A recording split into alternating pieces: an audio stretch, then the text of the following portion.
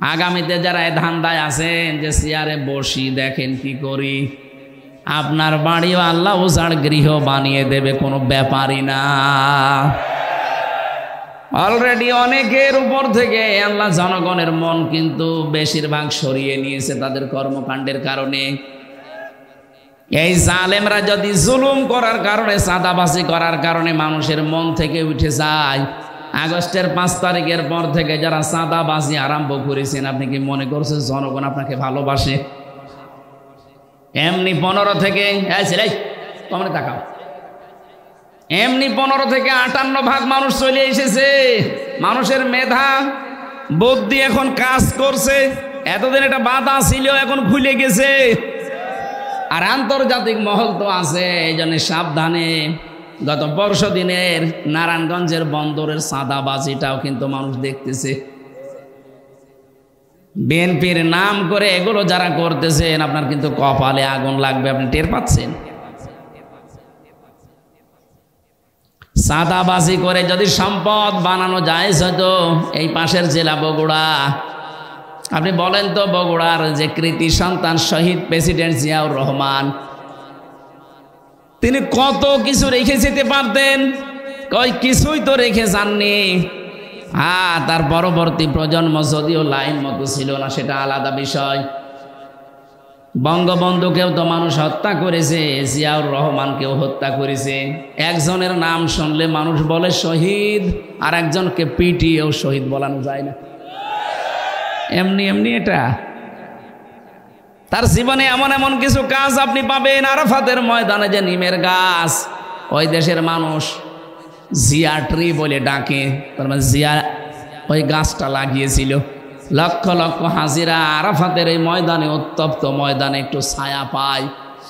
আমার মনে হয় আরাফাতের ময়দানে যেহেতু দোয়া কবুল হয়, লক্ষ লক্ষ হাজিরা যখন ওখানে থাকে, গাছের ছায়া পাওয়ার পরে যদি মন থেকে দোয়া করে, ছায়ার ব্যবস্থা যে করেছে আল্লাহ তুমি মাফ করে দিও, কবুল হয়ে যাবে।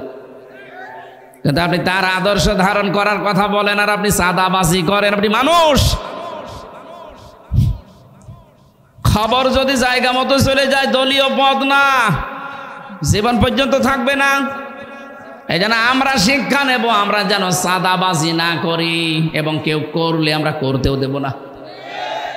আমিরে জামাত ডাক্তার শফিকুর আমিরে জামাত ডাক্তার শফিকুর রহমান ঘোষণা দিয়েছে, এই দেশে যদি ইসলাম আমরা নিয়ে আসতে পারি, দেশে চাঁদাবাজি হবে না, কাউকে করতেও দেব না। এখনো আমরা শান্তি, স্বস্তি, নিরাপত্তায় নেই। কথা বলো না কেন? জালেম চলে গেছে, তাতে কি হয়েছে? ওর পেতাত্তা এখনো আছে। দুই দিক থেকে ওরা ষড়যন্ত্র যা করছে, এদেশকে এখন যদি সত্যি নিরাপত্তা আল্লাহর চাদরে ঢেকে রাখতে চান, শিরিক মুক্ত জাতি তৈরি করা লাগবে। বাংলাদেশে যত শিরিক আছে তার একেবারে সরাসরি শিরিক হচ্ছে ক্ষমতার মালিক জনগণকে মনে করা।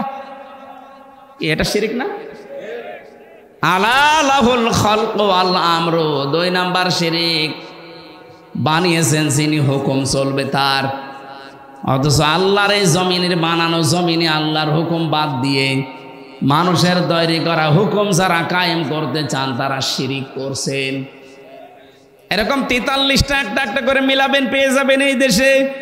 তাহলে এই শিরিক থেকে জাতিকে যদি আমরা মুক্ত করতে না পারি, এ দেশকে আল্লাহ শান্ত, শিষ্ট, নির্মল এবং নিরাপত্তা দিয়ে ঢেকে রাখবে না। আল্লাহর অত দায় পড়ে নাই। আপনি চাচ্ছেন কাবার এরিয়ার মতো আপনি নিরাপত্তা, কিন্তু শিরিক করছেন, হবে না। এ জাতিকে আর শিরিক থেকে প্রথমে বাঁচাতে হবে। এই জন্য যাদের ভেতরে এই বিশ্বাস আছে ক্ষমতার উৎস জনগণ, এক্ষুনি বিশ্বাস পাল্টাবেন। জবান খুলে জবাব দেন, ক্ষমতার উৎসকে। এটা আমি বানালাম। আন্নাল কুওয়াতা লিল্লাহি জামিআ কুলিল্লাহুম্মা মালিকাল মুলকি তুতিল মুলকা মান তাশা।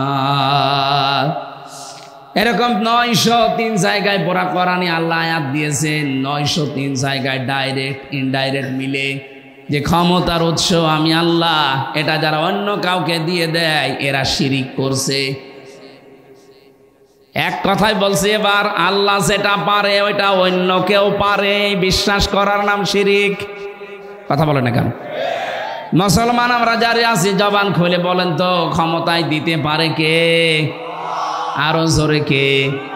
যারা জনগণকে এই বিশ্বাস দিয়ে দিয়েছেন, আপনি বলেন তো আপনি নিজের কথায় যে আপনি কিন্তু শিরিক। আর শিরিক যারা করবে তারা মুশরিক। কথা বলছে না কেন? তাহলে মুশরিক জাতিকে আল্লাহ নিরাপত্তা, শান্তি, স্বস্তি, নিরাপত্তা দেবেন?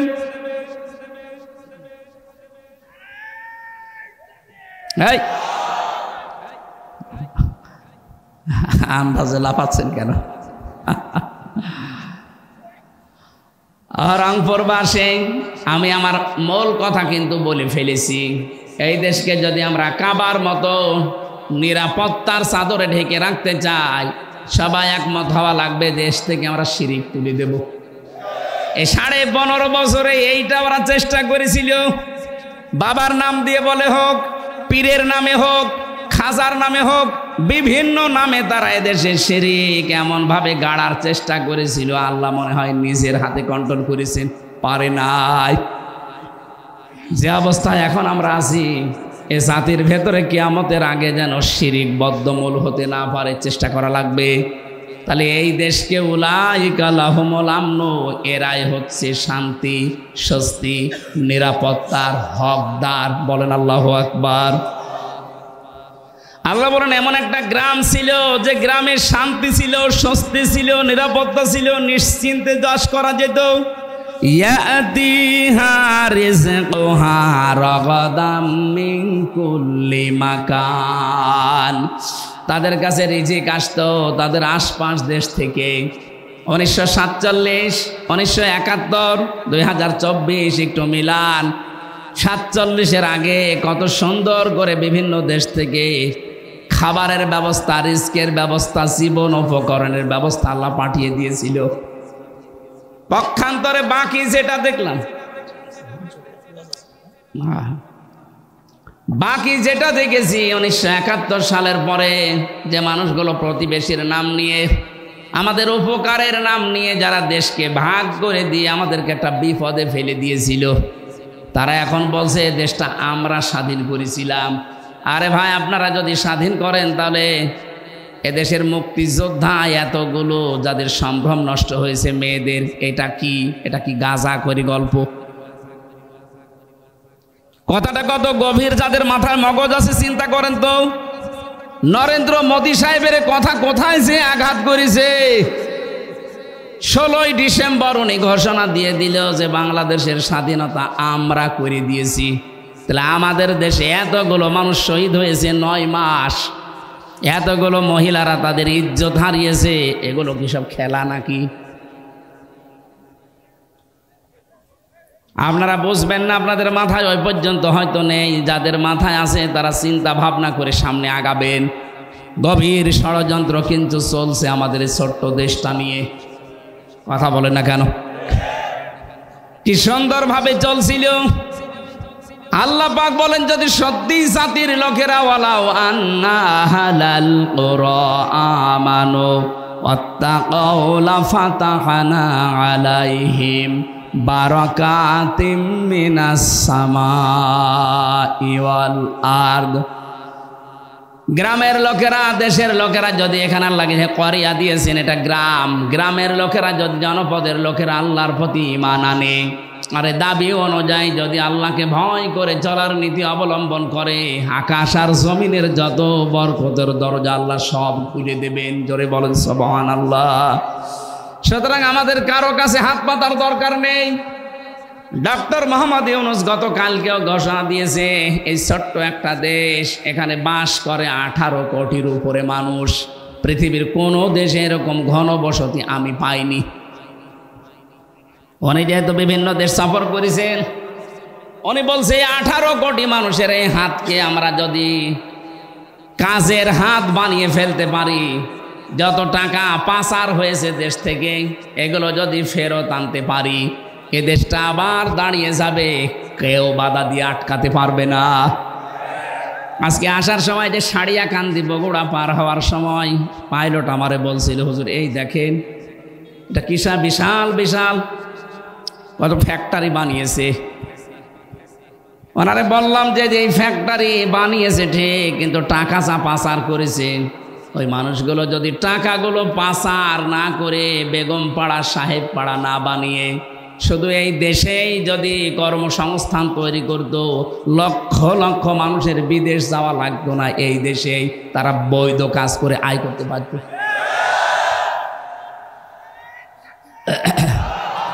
এই কথা বুঝতে দেন। কি করলেন আপনি টাকাগুলো? বাইরে গিয়ে, বাইরে তো গিয়েছিলাম কিছুদিন আগে, মালয়েশিয়া, সিঙ্গাপুর আপনি বানিয়েছেন, ওখানে সাহেব পাড়া, কানাডায় বানিয়েছেন বেগম পাড়া, কি হচ্ছে? পড়ে আছে এখন। এতগুলো টাকা আপনি সেখানে ফেলে রাখলেন।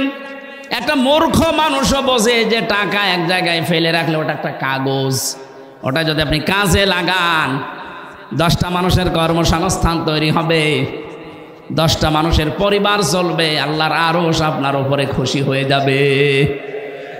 এই দরবেশ মার্কা মানুষগুলো কি কথাও বোঝে নাই? এতগুলো টাকা পাচার করে দেশকে আপনি ঋণের একটা বোঝা দিয়ে গেলেন। এই দেশে এখন যদি কেউ জন্ম নেয় তার মাথার উপরে 1,10,000 টাকা ঋণ। ও এখনো পেট থেকে আসতেই পারলো না, আর তার মাথার উপরে ঋণ 1,10,000 টাকা। কি দিয়ে গেলেন দেশটাকে, আর বলে আমরা রোল মডেল বানিয়েছি। রোল মডেল বানিয়েছেন আপনি, ঋণের রোল মডেল। যতগুলো প্রতিষ্ঠান বানিয়েছে এই দেশে, প্রত্যেকটা প্রতিষ্ঠানে যা ধার করেছে, এখনো ধার শোধ দিতে আমাদের এখন ঘটি বাটি বিক্রি করা লাগবে। এই জন্য ইউনূস সাহেব আমাদের হাতকে কাজের হাত বানাতে উনি চেষ্টা চালাচ্ছে। আমরা এই হাত কোনো দিন আর মানুষের কাছে এভাবে পাতবো না, এই হাত আমরা এভাবে মানুষকে দিতে আরম্ভ করব, কিন্তু সেই জায়গায় আমাদেরকে পৌঁছাতে হবে। 18 কোটি মানুষের হাতগুলো 36 কোটি হাত যদি কাজের হাত হয়ে যায়। আরে ভাই, সিঙ্গাপুরে দেখলাম ছোট্ট একটা দেশ, এ রংপুর যত বড়, এর অর্ধেকও হবে না। সিঙ্গাপুর মাত্র এদিকে ওদিকে 43 কিলোমিটারে শেষ, এতটুকু একটা দেশ, অথচ বিশ্বের ভেতরে এখন তালিকায় তারা 2 নম্বরে আছে উন্নতিতে। কেন? এই জন্যে আছে কারণ ওরকম প্রত্যেকেই তাদের কাজের হাত। আমরা আজ কাজের হাত বানাতে পারি না, ভিক্ষার হাত বানাই। প্রতিটি মানুষের এই কাজের হাতগুলো যারা নষ্ট করে দিল টাকা পাচার করার মাধ্যমে, এরা এই জাতির সবচাইতে বড় শত্রু। আল্লাহ বলেন ইয়াতিহা রিজকুহা রাগাদাম মিন কুল্লি মাকান, বিভিন্ন দেশ থেকে আমি তোদের জন্য খাবার, জীবন উপকরণ আসার ব্যবস্থা করে দিতাম। আজ তাকান, আমরা একটু ঘরে দাঁড়িয়েছি, পাকিস্তান থেকে, চীন থেকে, তুরস্ক থেকে, আমেরিকা থেকে, বিভিন্ন দেশ থেকে আজ খাবার আসা আরম্ভ হয়ে গেছে।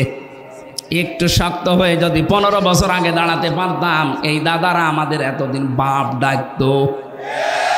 এখন আরম্ভ হয়ে গেছে অলরেডি। ওদের 2 জনকে আজকেও পিটিয়ে, ভারতে ওদের নিজেদের লোক 2 জনকে পিটিয়ে হাসপাতালের আইসিইউতে ভর্তি করিস, যে তোদের কথার কারণে বাংলাদেশের লোক এখন আলু নেয় না, পেঁয়াজ নেয় না, সব বর্ডারে পৌঁছতেছে। পরশু দিন ডোনাল্ড ট্রাম্প যা বলেছে দেখেছেন, বলেছে আমি জানুয়ারির 20 তারিখে ওত নেব, শপথ নেব, ভারতীয় আছে আমার এই আমেরিকায় 16 লাখ, এদেরকে সব তাড়িয়ে দেব। আমার মনে হয় মোদি দাদার ধুতি এখন সামলাতে পারবে কিনা আল্লাহ জানে। আমাদের চট্টগ্রাম নিয়ে নেবে, আপনি নিজেরটা ঠেকান, 7 সিস্টার থাকে কিনা। ওই 16 লাখ যদি চলে আসে, এদেশের মানুষের ব্যবসা যদি পাকিস্তান, চীন, তুরস্কের সাথে আরম্ভ হয়ে যায়, আরম্ভ করবে, ঘোষণা অলরেডি দিয়ে দিয়েছে যে তোদের সাথে আমাদের কোনো ব্যবসা নেই। ওরা মনে করেছিল আমরা ওদের কাছে ভিক্ষা চাই, আমরা যে টাকা দিয়ে কিনে নিতাম এইটা ওরা ভাবতো না, মনে হচ্ছে ভিক্ষা দিত। এবার ঠেলা টের পাবে।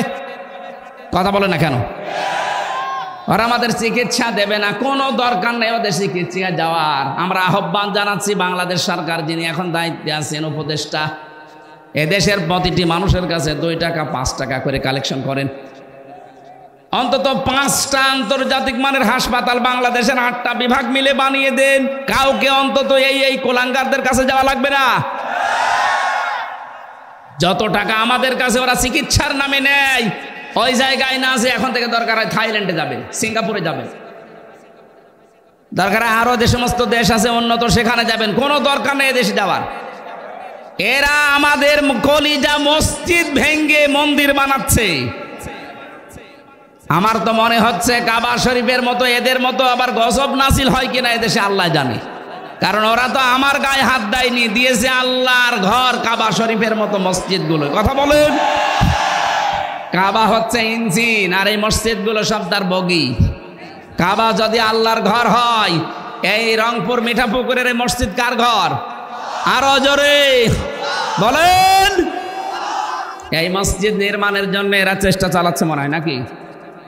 পূর্ণ নির্মাণের উদ্যোগ নিয়েছে, আবার কিয়ামত পর্যন্ত এই মসজিদ এখানে থাকবে। হযরত জিবরাইল পাথর ইব্রাহিম নবীকে দিয়েছিলেন, উনি পাথরটা নিয়ে এভাবে ফিকে মেরেছিলেন।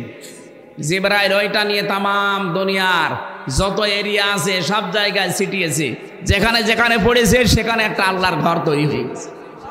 এখনো যেখানে হয়নি কিয়ামতের আগে ওখানে হবে। সুতরাং এই মসজিদ অবশ্যই এখানে জিবরাইলের পাথর পড়েছে, নয়তো মসজিদ হতো না। এরা যেহেতু উদ্যোগ নিয়েছে আবার পুনর্নির্মাণ করার জন্যে, আপনার যেন 5টা টাকা হলেও মসজিদে থাকে। আপনার অর্থ যদি মসজিদের কাছে কোরআন প্রচারে ব্যয় না হয় তো কি করবেন? টাকা নিয়ে কি কবরে যাবেন আপনি? যার জন্য রেখে যাচ্ছেন ও পরিচয় দেবে না 50 বছর পর। এক কথা বলে না কেন? আমার বাবার নাম রিয়াজউদ্দিন, তার বাবার নাম জাহান আলী, তার বাবার নাম নমাজ আলী, এরপরে আমি আর চিনি না। হ্যাঁ, এই 3 পুরুষের পরে আমি আর চিনি না। এখন বলেন তো, নমাজ আলীর বাবা 60 বছর আগে মারা গেছে, ও যদি এখন কুষ্টিয়ায় এসে বলে যে এই 2 তলা বাড়ি আমার, আমি বানিয়েছিলাম এগুলো, ওর দাঁত মুখ খুলে ফেলবো না? যে ভণ্ডামি করা জায়গা পান না। কিসের নমাজ আলীর বাবা? আপনি তো নমাজ আলীরই চিনি না। অথচ এইটা রেখে যাচ্ছেন 50-100 বছর পরে যদি আল্লাহ আপনাকে আবার ফেরত দেয়, এসে এই নিজের জমি নিজের জায়গা, যারা ওই সময় বাস করবে তারাও আপনাকে চেনে না, আপনিও তাদেরকে চেনেন না। সুতরাং হায়াত থাকতে এমন কিছু করে যান যেন কিয়ামত পর্যন্ত মানুষ সেজদা দেয় আর আপনি পেতেই থাকেন। তার ভেতরে এই মসজিদ একটা, আশা করছি এদিকে একটু নজর দেবেন। আমরা তো অত বলি না, আমি তো আদায় পারি না। চলে গিয়েছিলেন আবার এসেছেন, এই জন্য ওনারা লিখে দিয়েছে। আমরা আয়াতের দিকে যাই নাকি? ফাঁকা ফারাত বিয়ান অমিল্লাম ফাযাকাল্লাহু লিবাসাল জুই ওয়াল খাউফি। রব্বুল আলামিন বলেন, ওই জামানার মানুষগুলো যখন আল্লাহর নিয়ামতের সাথে তারা কুফরি আরম্ভ করেছে, তাদেরকে আমি 2টা পোশাক পরিয়ে দিলাম মজা সাকাতে। একটা হচ্ছে খোদার পোশাক আর একটা হচ্ছে ভয়ের পোশাক। এরপরে দিয়েছেন বিমা কানু ইয়াসনাউন, ওরা যা করেছিল ওর মজা সাকাতে আমি আল্লাহ এই 2টা পোশাক দিয়েছি। বাংলাদেশেও যে ভয়ের পোশাক, ভয়ের সংস্কৃতি তৈরি হচ্ছে, খোদার যে পোশাক সামনে আসতেছে, অনেকে বলতো এদেশে দুর্ভিক্ষ হবে না, কখনো সম্ভব না। আমাদের হাতগুলো আমরা সামনে যা আছে এটা নিয়ে কাজে লাগাবো, কেউ যেন বসে খাওয়ার চিন্তা না করি। আর টাকা পাচার তো দূরের কথা, আহ্বান জানাবো যার যা পাচার হয়েছে ওগুলো হয় নিয়ে আসেন, নাই ওর ছেলে মেয়ে, ওর স্ত্রী পুত্র, স্থাবর অস্থাবর সম্পদ যা আছে সব বাজেয়াপ্ত করে রাষ্ট্রের কাজে লাগিয়ে দেন। কথা বলেন না কেন? রাষ্ট্রের কাছ থেকেই তো আপনি মেরে কেটে খেয়েছেন, এখন রাষ্ট্রে ফেরত দেন, দেশটা দাঁড়িয়ে যাবে।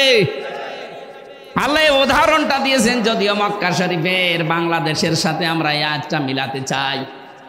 খোদার পোশাক, দুর্ভিক্ষের পোশাক, ভয়ের কোনো পোশাক আমাদের শরীরে আর লাগতে দেব না। যে যেখান থেকে আসি আমরা ইনশাল্লাহ আল্লাহর উপরে ভরসা করে তাকওয়ার জীবন অবলম্বন করে দাঁড়িয়ে যাব। আল্লাহ তৌফিক দেন, বলেন আমিন। এখনো আমরা শান্তি, স্বস্তি, নিরাপত্তায় নেই। কথা বলেন না কেন? জালেম চলে গেছে, তাতে কি হয়েছে? ওর পেতারটা এখনো আছে। 2 দিক থেকে ওরা ষড়যন্ত্র যা করছে, এদেশকে এখন যদি সত্যি নিরাপত্তা আল্লাহর চাদরে ঢেকে রাখতে চান, শিরিক মুক্ত জাতি তৈরি করা লাগবে। বাংলাদেশে যত শিরিক আছে তার একেবারে সরাসরি শিরিক হচ্ছে ক্ষমতার মালিক জনগণকে মনে করা। এটা শিরিক না? আলা লাহুল খালকু ওয়াল আমরু, 2 নাম্বার শিরিক। বানিয়েছেন যিনি, হুকুম চলবে তার। অথচ আল্লাহর এই জমিনের বানানো জমিনে আল্লাহর হুকুম বাদ দিয়ে মানুষের তৈরি করা হুকুম যারা কায়েম করতে চান তারা শিরিক করছেন। এরকম 43টা একটা একটা করে মিলাবেন, পেয়ে যাবেন এই দেশে। তাহলে এই শিরিক থেকে জাতিকে যদি আমরা মুক্ত করতে না পারি, এ দেশকে আল্লাহ শান্ত, শিষ্ট, নির্মল এবং নিরাপত্তা দিয়ে ঢেকে রাখবে না। আল্লাহর অত দায় পড়ে নাই। আপনি চাচ্ছেন কাবার এরিয়ার মতো আপনি নিরাপত্তা, কিন্তু শিরিক করছেন, হবে না। এ জাতিকে আর শিরিক থেকে প্রথমে বাঁচাতে হবে। এই জন্য যাদের ভেতরে এই বিশ্বাস আছে ক্ষমতার উৎস জনগণ, এক্ষুনি বিশ্বাস পাল্টাবেন। জবান খুলে জবাব দেন, ক্ষমতার উৎসকে। এটা আমি বানালাম। আন্নাল কুওয়াতা লিল্লাহি জামিআ কুলিল্লাহুম্মা মালিকাল মুলকি তুতিল মুলকা মান তাশা। এরকম 903 জায়গায় পুরা কোরআনে আল্লাহ আয়াত দিয়েছেন। 903 জায়গায় ডাইরেক্ট ইনডাইরেক্ট মিলে যে ক্ষমতার উৎস আমি আল্লাহ, এটা যারা অন্য কাউকে দিয়ে দেয় এরা শিরিক করছে। এক কথায় বলছে, এবার আল্লাহ যেটা পারে ওইটা অন্য কেউ পারে, বিশ্বাস করার নাম শিরিক। কথা বলে না কেন? মুসলমান আমরা যারা আছি জবান খুলে বলেন তো, ক্ষমতায় দিতে পারে কে? আরো জোরে কে? যারা জনগণকে এই বিশ্বাস দিয়ে দিয়েছেন, আপনি বলেন তো আপনি নিজের কথায় যে আপনি কিন্তু শিরিক। আর শিরিক যারা করবে তারা মুশরিক। কথা বলছে না কেন? তাহলে মুশরিক জাতিকে আল্লাহ নিরাপত্তা, শান্তি, স্বস্তি, নিরাপত্তা দেবে।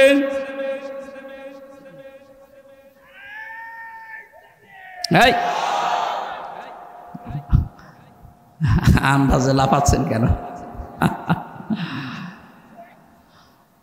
রংপুরবাসী, আমি আমার মূল কথা কিন্তু বলে ফেলেছি। এই দেশকে যদি আমরা কাবার মতো নিরাপত্তার চাদরে ঢেকে রাখতে চাই, সবাই একমত হওয়া লাগবে, দেশ থেকে আমরা শিরিক তুলে দেব। এই 15.5 বছরে এইটা ওরা চেষ্টা করেছিল। বাবার নাম দিয়ে বলে হোক, পীরের নামে হোক, খাজার নামে হোক, বিভিন্ন নামে তারা এদেশে শিরিক এমন ভাবে গাড়ার চেষ্টা করেছিল, আল্লাহ মনে হয় নিজের হাতে কন্ট্রোল করেছেন, পারে নাই। যে অবস্থায় এখন আমরা আছি, এ জাতির ভেতরে কিয়ামতের আগে যেন শিরিক বদ্ধমূল হতে না পারে, চেষ্টা করা লাগবে। তাহলে এই দেশকে উলাইকা লাহুমুল আমনু, এরাই হচ্ছে শান্তি, স্বস্তি, নিরাপত্তার হকদার। বলেন আল্লাহু আকবার। আল্লাহ বলেন এমন একটা গ্রাম ছিল যে গ্রামে শান্তি ছিল, স্বস্তি ছিল, নিরাপত্তা ছিল, নিশ্চিন্তে চাষ করা যেত। ইয়াতিহা রিজকুহা রাগাদাম মিন কুল্লি মাকান। তাদের কাছে রিজিক আসতো তাদের আশপাশ দেশ থেকে। 1947, 1971, 2024 একটু মিলান। 47-এর আগে কত সুন্দর করে বিভিন্ন দেশ থেকে খাবারের ব্যবস্থা, রিস্কের ব্যবস্থা, জীবন উপকরণের ব্যবস্থা আল্লাহ পাঠিয়ে দিয়েছিল। পক্ষান্তরে বাকি যেটা দেখলাম, বাকি যেটা দেখেছি 1971 সালের পরে, যে মানুষগুলো প্রতিবেশীর নাম নিয়ে, আমাদের উপকারের নাম নিয়ে যারা দেশকে ভাগ করে দিয়ে আমাদেরকে একটা বিপদে ফেলে দিয়েছিল, তারা এখন বলছে দেশটা আমরা স্বাধীন করেছিলাম। আরে ভাই, আপনারা যদি স্বাধীন করেন তাহলে এদেশের মুক্তিযোদ্ধা এতগুলো যাদের সম্ভ্রম নষ্ট হয়েছে মেয়েদের, এটা কি গাঁজা করে গল্প? কথাটা কত গভীর, যাদের মাথায় মগজ আছে চিন্তা করেন তো। নরেন্দ্র মোদী সাহেবের কথা কোথায় যে আঘাত করেছে। 16ই ডিসেম্বর উনি ঘোষণা দিয়ে দিল যে বাংলাদেশের স্বাধীনতা আমরা করে দিয়েছি। তাহলে আমাদের দেশে এতগুলো মানুষ শহীদ হয়েছে 9 মাস, এতগুলো মহিলারা তাদের ইজ্জত হারিয়েছে, এগুলো কি সব খেলা নাকি? আপনারা বুঝবেন না, আপনাদের মাথায় ওই পর্যন্ত হয়তো নেই। যাদের মাথায় আছে তারা চিন্তা ভাবনা করে সামনে আগাবেন। গভীর ষড়যন্ত্র কিন্তু চলছে আমাদের এই ছোট্ট দেশটা নিয়ে। কথা বলে না কেন? কি সুন্দরভাবে চলছিল। আল্লাহ পাক বলেন, যদি সত্যি জাতির লোকেরা ওয়ালাউ আন্না হালাল কুরা আমানু ওয়াত্তাকাউ লাফাতাহনা আলাইহিম বারাকাতিম মিনাস সামাই ওয়াল আরদ। গ্রামের লোকেরা, দেশের লোকেরা যদি এখানে লাগে করিয়া দিয়েছেন, এটা গ্রাম, গ্রামের লোকেরা যদি জনপদের লোকেরা আল্লাহর প্রতি ঈমান আনে, আরে দাবি অনুযায়ী যদি আল্লাহকে ভয় করে চলার নীতি অবলম্বন করে, আকাশ আর জমিনের যত বরকতের দরজা আল্লাহ সব খুলে দেবেন। জোরে বলেন সুবহানাল্লাহ। সুতরাং আমাদের কারো কাছে হাত পাতার দরকার নেই। ডক্টর মোহাম্মদ ইউনূস গতকালকেও ঘোষণা দিয়েছে, এই ছোট্ট একটা দেশ, এখানে বাস করে 18 কোটির উপরে মানুষ। পৃথিবীর কোনো দেশে এরকম ঘনবসতি আমি পাইনি। উনি যেহেতু বিভিন্ন দেশ সফর করেছেন, উনি বলছে 18 কোটি মানুষের এই হাতকে আমরা যদি কাজের হাত বানিয়ে ফেলতে পারি, যত টাকা পাচার হয়েছে দেশ থেকে এগুলো যদি ফেরত আনতে পারি, এ দেশটা আবার দাঁড়িয়ে যাবে, কেউ বাধা দিয়ে আটকাতে পারবে না। আজকে আসার সময় যে সাড়িয়াকান্দি বগুড়া পার হওয়ার সময় পাইলট আমারে বলছিল, হুজুর এই দেখেন এটা কিসা বিশাল বিশাল কত ফ্যাক্টরি বানিয়েছে। ওনারে বললাম যে এই ফ্যাক্টরি বানিয়েছে ঠিক, কিন্তু টাকা যা পাচার করেছে, ওই মানুষগুলো যদি টাকাগুলো পাচার না করে বেগমপাড়া সাহেবপাড়া না বানিয়ে শুধু এই দেশেই যদি কর্মসংস্থান তৈরি করতো, লক্ষ লক্ষ মানুষের বিদেশ যাওয়া লাগতো না, এই দেশেই তারা বৈধ কাজ করে আয় করতে পারত।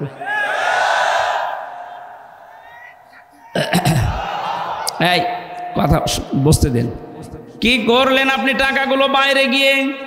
বাইরে তো গিয়েছিলাম কিছুদিন আগে, মালয়েশিয়া, সিঙ্গাপুর আপনি বানিয়েছেন, ওখানে সাহেবপাড়া, কানাডায় বানিয়েছেন বেগমপাড়া, কি হচ্ছে পড়ে আছে এখন। এতগুলো টাকা আপনি সেখানে ফেলে রাখলেন। একটা মূর্খ মানুষও বোঝে যে টাকা এক জায়গায় ফেলে রাখলে ওটা একটা কাগজ, ওটা যদি আপনি কাজে লাগান 10টা মানুষের কর্মসংস্থান তৈরি হবে, 10টা মানুষের পরিবার চলবে, আল্লাহর আরশ আপনার উপরে খুশি হয়ে যাবে। এই দরবেশ মার্কা মানুষগুলোকে কথাও বোঝে নাই। এতগুলো টাকা পাচার করে দেশকে আপনি ঋণের একটা বোঝা দিয়ে গেলেন। এই দেশে এখন যদি কেউ জন্ম নেয় তার মাথার উপরে 1,10,000 টাকা ঋণ। ও এখনো পেট থেকে আসতেই পারল না, আর তার মাথার উপরে ঋণ 1,10,000 টাকা। কি দিয়ে গেলেন দেশটাকে, আর বলে আমরা রোল মডেল বানিয়েছি। রোল মডেল বানিয়েছেন আপনি, ঋণের রোল মডেল। যতগুলো প্রতিষ্ঠান বানিয়েছে এই দেশে, প্রত্যেকটা প্রতিষ্ঠানে যা ধার করেছে, এখনো ধার শোধ দিতে আমাদের এখন ঘটি বাটি বিক্রি করা লাগবে। এই জন্য ইউনূস সাহেব আমাদের হাতকে কাজের হাত বানাতে উনি চেষ্টা চালাচ্ছে। আমরা এই হাত কোনো দিন আর মানুষের কাছে এভাবে পাতবো না, এই হাত আমরা এভাবে মানুষকে দিতে আরম্ভ করব, কিন্তু সেই জায়গায় আমাদেরকে পৌঁছাতে হবে। 18 কোটি মানুষের হাতগুলো 36 কোটি হাত যদি কাজের হাত হয়ে যায়। আরে ভাই, সিঙ্গাপুরে দেখলাম ছোট্ট একটা দেশ, এ রংপুর যত বড়, এর অর্ধেকও হবে না। সিঙ্গাপুর মাত্র এদিকে ওদিকে 43 কিলোমিটারে শেষ, এতটুকু একটা দেশ, অথচ বিশ্বের ভেতরে এখন তালিকায় তারা 2 নম্বরে আছে উন্নতিতে। কেন? এই জন্যে আছে কারণ ওরকম প্রত্যেকেই তাদের কাজের হাত। আমরা আজ কাজের হাত বানাতে পারি না, ভিক্ষার হাত বানাই। প্রতিটি মানুষের এই কাজের হাতগুলো যারা নষ্ট করে দিল টাকা পাচার করার মাধ্যমে, এরা এই জাতির সবচাইতে বড় শত্রু। আল্লাহ বলেন ইয়াতিহা রিজকুহা রাগাদাম মিন কুল্লি মাকান, বিভিন্ন দেশ থেকে আমি তোদের জন্য খাবার, জীবন উপকরণ আসার ব্যবস্থা করে দিতাম। আজ তাকান, আমরা একটু ঘরে দাঁড়িয়েছি, পাকিস্তান থেকে, চীন থেকে, তুরস্ক থেকে, আমেরিকা থেকে, বিভিন্ন দেশ থেকে আজ খাবার আসা আরম্ভ হয়ে গেছে। একটু শক্ত হয়ে যদি 15 বছর আগে দাঁড়াতে পারতাম, এই দাদারা আমাদের এতদিন বাপ ডাকতো। এখন আরম্ভ হয়ে গেছে অলরেডি। ওদের 2 জনকে আজকেও পিটিয়ে, ভারতে ওদের নিজেদের লোক 2 জনকে পিটিয়ে হাসপাতালের আইসিইউতে ভর্তি করিস, যে তোদের কথার কারণে বাংলাদেশের লোক এখন আলু নেয় না, পেঁয়াজ নেয় না, সব বর্ডারে পৌঁছতেছে। পরশুদিন ডোনাল্ড ট্রাম্প যা বলেছে দেখেছেন, বলেছে আমি জানুয়ারির 20 তারিখে ওত নেব, শপথ নেব, ভারতীয় আছে আমার আমেরিকায় 16 লাখ, এদেরকে সব তাড়িয়ে দেব। আমার মনে হয় মোদি দাদার ধুতি এখন সামলাতে পারবে কিনা আল্লাহ জানে। আমাদের চট্টগ্রাম নিয়ে নেবে, আপনি নিজেরটা ঠেকান, 7 সিস্টার থাকে কিনা। ওই 16 লাখ যদি চলে আসে, এদেশের মানুষের ব্যবসা যদি পাকিস্তান, চীন, তুরস্কের সাথে আরম্ভ হয়ে যায়, আরম্ভ করবে, ঘোষণা অলরেডি দিয়ে দিয়েছে যে তোদের সাথে আমাদের কোনো ব্যবসা নেই। ওরা মনে করেছিল আমরা ওদের কাছে ভিক্ষা চাই, আমরা যে টাকা দিয়ে কিনে নিতাম এইটা ওরা ভাবতো না, মনে হচ্ছে ভিক্ষা দিত। এবার ঠেলা টের পাবে, কথা বলে না কেন? ওরা আমাদের চিকিৎসা দেবে না, কোনো দরকার নেই ওদের চিকিৎসা যাওয়ার। আমরা আহ্বান জানাচ্ছি বাংলাদেশ সরকার, যিনি এখন দায়িত্বে আছেন, উপদেষ্টা, এদেশের প্রতিটি মানুষের কাছে 2 টাকা 5 টাকা করে কালেকশন করেন। অন্তত 5টা আন্তর্জাতিক মানের হাসপাতাল বাংলাদেশের 8টা বিভাগ মিলে বানিয়ে দেন। কাউকে অন্তত এই কোলাঙ্গারদের কাছে যাওয়া লাগবে না। যত টাকা আমাদের কাছে ওরা চিকিৎসার নামে নেয়, ওই জায়গায় না যে এখন থেকে দরকার হয় থাইল্যান্ডে যাবেন, সিঙ্গাপুরে যাবেন, দরকার আরো যে সমস্ত দেশ আছে উন্নত সেখানে যাবেন, কোনো দরকার নেই এদেশে যাওয়ার। এরা আমাদের কলিজা মসজিদ ভেঙ্গে মন্দির বানাচ্ছে। আমার তো মনে হচ্ছে কাবা শরীফের মতো এদের মতো আবার গজব নাসিল হয় কিনা এদেশে আল্লাহ জানে। কারণ ওরা তো আমার গায়ে হাত দেয়নি, দিয়েছে আল্লাহর ঘর কাবা শরীফের মতো মসজিদগুলো। কথা বলেন, কাবা হচ্ছে ইঞ্জিন আর এই মসজিদগুলো সব তার বগি। কাবা যদি আল্লাহর ঘর হয়, এই রংপুর মিঠাপুকুরের এই মসজিদ কার ঘর? আরো জোরে বলেন।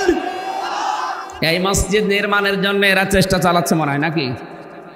পূর্ণ নির্মাণের উদ্যোগ নিয়েছে, আবার কিয়ামত পর্যন্ত এই মসজিদ এখানে থাকবে। হযরত জিবরাইল পাথর ইব্রাহিম নবীকে দিয়েছিলেন, উনি পাথরটা নিয়ে এভাবে ফিকে মেরেছিলেন। জিবরাইল ওইটা নিয়ে তামাম দুনিয়ার যত এরিয়া আছে সব জায়গায় ছিটিয়েছে, যেখানে যেখানে পড়েছে সেখানে একটা আল্লাহর ঘর তৈরি হয়ে গেছে। এখনো যেখানে হয়নি, কিয়ামতের আগে ওখানে হবে। সুতরাং এই মসজিদ অবশ্যই এখানে জিবরাইলের পাথর পড়েছে, নয়তো মসজিদ হতো না। এরা যেহেতু উদ্যোগ নিয়েছে আবার পুনর্নির্মাণ করার জন্যে, আপনার যেন 5টা টাকা হলেও মসজিদে থাকে। আপনার অর্থ যদি মসজিদের কাছে কোরআন প্রচারে ব্যয় না হয় তো কি করবেন? টাকা নিয়ে কি কবরে যাবেন আপনি? যার জন্য রেখে যাচ্ছেন ও পরিচয় দেবে না 50 বছর পর। এক কথা বলে না কেন?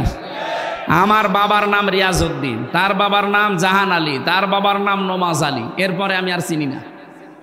হ্যাঁ, এই 3 পুরুষের পরে আমি আর চিনি না।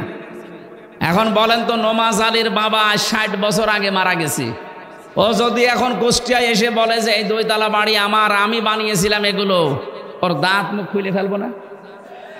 যে ভণ্ডামি করা জায়গা পান না। কিসের নমাজ আলীর বাবা আপনি? আপনি তো নমাজ আলীরই চিনি না। অথচ এইটা রেখে যাচ্ছেন 50-100 বছর পরে যদি আল্লাহ আপনাকে আবার ফেরত দেয়, এসে এই নিজের জমি নিজের জায়গা, যারা ওই সময় বাস করবে তারাও আপনাকে চেনে না, আপনিও তাদেরকে চেনেন না।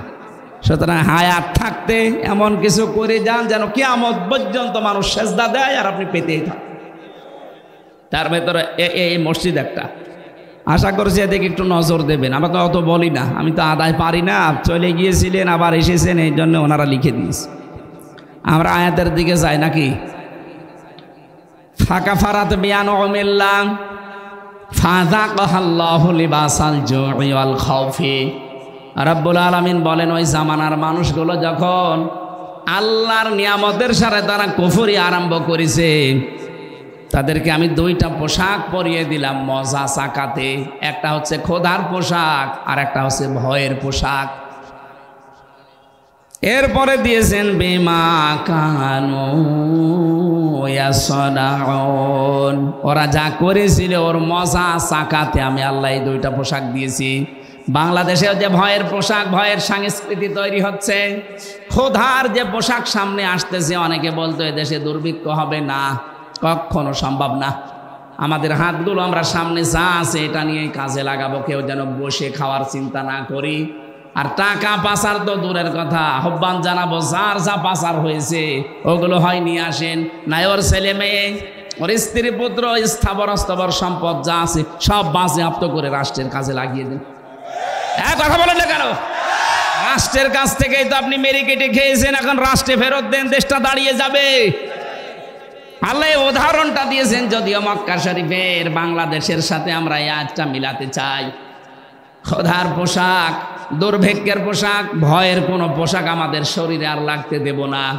যে যেখান থেকে আসি আমরা ইনশাল্লাহ আল্লাহর উপরে ভরসা করে তাকওয়ার জীবন অবলম্বন করে দাঁড়িয়ে যাব। আল্লাহ তৌফিক দেন, বলেন আমিন। আমার আর একটা আছে অনুষ্ঠানের জন্য আমি আজকে আর আগাচ্ছি না, এখনই আর 2 মিনিট আছে, আজান দেবে। আপনারা টাকা পয়সা চাইনিছিলেন, দিয়ে দিয়েন মসজিদে, এগুলো পারি না আমি। আল্লাহুম্মা আমিন। রব্বানা আতিনা ফিদ দুনিয়া হাসানা ওয়া ফিল আখিরাতি হাসানা ওয়া কিনা আযাবান নার ওয়া আদখিলনাল জান্নাতা মাআল আবরার রব্বিরহামহুমা কামা রব্বায়ানি সাগীরা। তোমার ঘর নির্মাণের জন্য যারাই প্রস্তুতি নিয়েছে, এ বিশাল আয়োজন করেছে, আল্লাহ কবুল করে নাও রব্বুল আলামিন। যে যেইভাবে কোরআনের আলোচনার দিকে এগিয়েছে তার দিকে তোমার রহমত এগিয়ে দাও। শারীরিকভাবে অসুস্থ আছি এখনো, আল্লাহ তুমি শেফায়ে কামেলা জেলা দাও। বহু কষ্ট স্বীকার করেছে আজকের এই মানুষগুলো, নারী পুরুষ সবাইকে। যে যেইভাবে কষ্ট করেছে তোমার রহমত তার দিকে ওইভাবে এগিয়ে দাও। আল্লাহুম্মা গফিরলি ওয়ারহামনি ওয়াহদিনি ওয়াফিনি ওয়ারযুকনি ইয়া রাব্বাল আলামিন। মরণ আসলেই যেন পড়ি লা ইলাহা ইল্লাল্লাহু মুহাম্মাদুর রাসূলুল্লাহ। অন্ধকার চারিদিকে আস্তে আস্তে দিকে বাড়ি চলে যান।